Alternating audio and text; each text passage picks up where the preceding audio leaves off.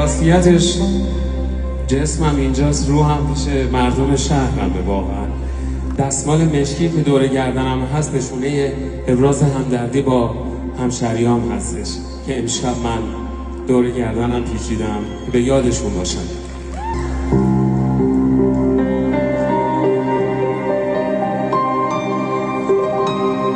من حالم خوشه ندلم آرومه فقط عاشقشم کاشکه بدونت دیگه خستم خدا دیگه بس خدا کاشکه از چشمان غمم بخونت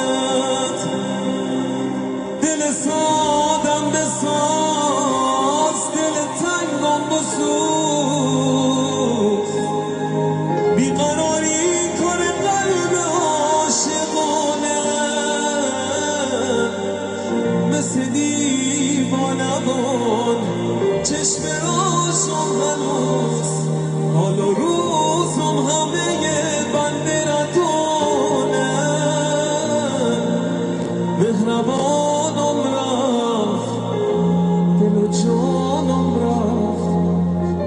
رفت و دلگرمی از هم